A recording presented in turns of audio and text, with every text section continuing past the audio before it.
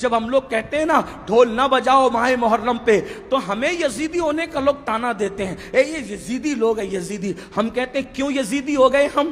ہاں ہمارا حال تو یہ ہے کہ ہمیں ناسبی اور خارجی اہل بیت کا ذکر سن کے ہمیں رافضی کہیں، اور آپ کو ڈھول کے لیے منع کریں تو آپ ہمیں یزیدی کہیں۔ بہت اچھی بات ہے، آپ کے اپنے معاملات ہیں، مگر یاد رکھنا اللہ کی عدالت میں تمہیں بھی منہ دکھانا ہے اور ہمیں بھی کھڑے ہونا ہے۔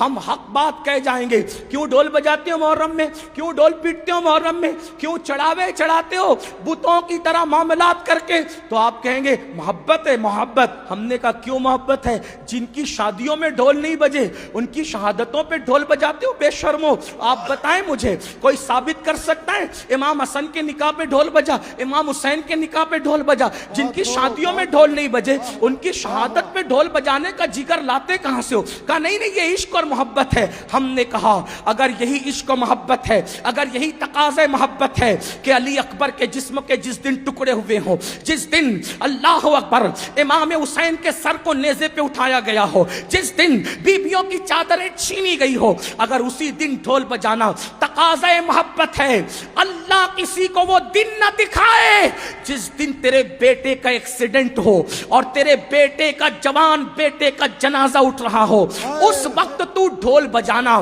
پھر سمجھیں گے کہ تقاضۂ محبت کسے کہتے ہیں۔ تیرے جوان بیٹے کے لاشے پر تجھے ڈھول بجانے کی ہمت نہیں ہوتی اور ہم شبیہ پیغمبر کے جگر کے ٹکڑے کیے گئے، اس دن تم ڈھول بجا کر محبت کی علامت قرار دیتے ہو؟ شرم نہیں آتی؟ ذرا سوچو تو صحیح۔ سنیوں، بدعقیدگی کے راستے ہم نے استوار کرنے کی کوشش کی ہے۔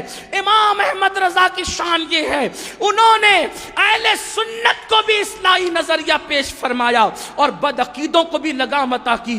کم نصیبی یہ ہے ہم نے بدعقیدوں کے معاملے میں اعلیٰ حضرت کا موقف تو پیش کر دیا، لیکن اہل سنت کی اصلاح کے لیے انہوں نے جو باتیں پیش کی کہ ہم نے اس کی ہمت کی، اس لیے کہ ہم تو سوچتے ہیں فلاں صاحب ناراض ہو جائیں گے، فلاں صاحب۔ یاد رکھو قرآن کہتا ہے واللہ ورسولہ احق ان یرضوا، اللہ اور اس کے رسول زیادہ حقدار ہیں کہ ان کو راضی کیا جائے۔